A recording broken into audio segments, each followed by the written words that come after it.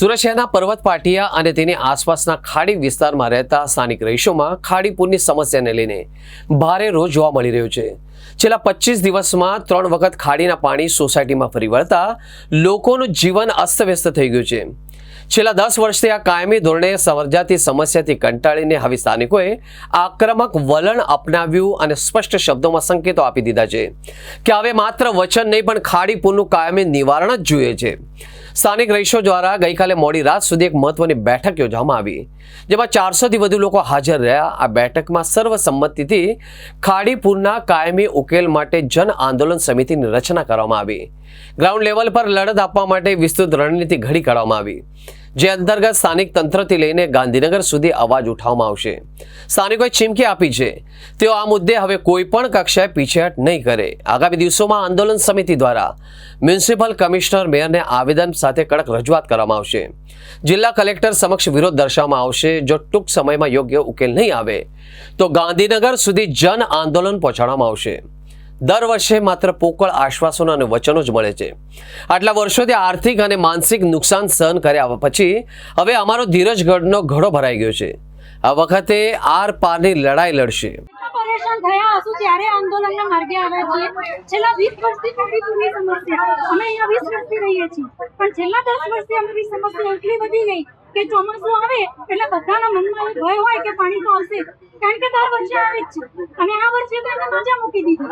એટલે જ પહેલા વખતે પાણી આવ્યું ત્યારે તો 6 ફૂટ 6-7 ફૂટ અને એમાંથી હજુ તો સામાન સેટ કરી પણ નતા રહ્યા, ત્યાં સુધીમાં તો બીજી વાર પાણી આવ્યું। એક નોર્મલ મામૂલી 5 ઇંચ વરસાદમાં અમારા ઘરમાં પાણી આવ્યું, તો ખાડીમાં પાણી આવે છે ક્યાંથી? સુરતમાં તો એટલો વરસાદ છે નહીં, એટલે એનો મતલબ એ જ છે કે બીજે બધાનું પાણી ડાયવર્ટ અહીંયા કર્યું છે।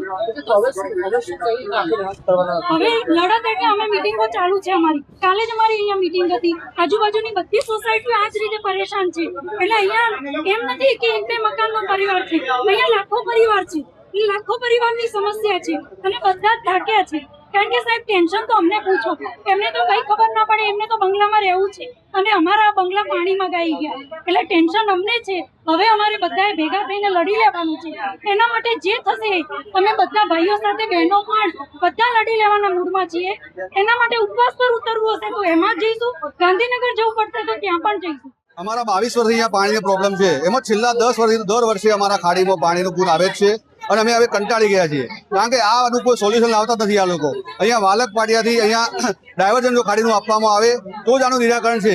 અને મિલેનિયમ 4 વાળું જે બિનકાયદેસર બહુ બાંધકામ કર્યું છે એનું તોડવામાં આવે તો અમે લેખિતમાં 10 વર્ષથી અહીંયા રજૂઆતો કરી છે, 15 વર્ષથી રજૂઆત લેખિતમાં મૌખિક પણ કરી છે, પણ આનું કોઈ નિરાકરણ આવતું નથી। એના માટે અમે અહીંયા હવે કાલે એક અમારી જનરલ મિટિંગ બોલાવેલી હતી તમામ સોસાયટી, તો એમાં 100થી વધારે સોસાયટીઓ અમારો સાથ મળ્યો છે એમને, અને દરેક જણા આના પાણીના પૂરથી પીડિત છે। તો એ લોકો અમારે કાલે એવું બધું ફાઇનલ થઈ ગયું કે હવે આપણે છેક દિલ્હી સુધી લડી લેવાનું છે અને 2 દિવસમાં અમે આ કલેક્ટરશ્રીને આવેદનપત્ર આપવાના જવા છે, બાઇક રેલી કાઢીને, અને કમિશનરશ્રી મેયરશ્રી 3ને અમે આવેદનપત્ર આપીશું। અને એ લોકોને જો અમે ટાઈમ આપીશું એમાં અમારું આ નિરાકરણ નહીં આવે તો અમે રસ્તા રોકો આંદોલન પણ કરીશું, લિંબાયતના ઝોન ઓફિસનો પણ ઘેરાવ કરીશું, અનશન પણ બેસીશું અને ગાંધીનગર દિલ્હી સુધી જવા તૈયાર છીએ। એટલે આનો અમારે ખાડીપૂરનું નિરાકરણ આવવું જ જોઈએ અમારે।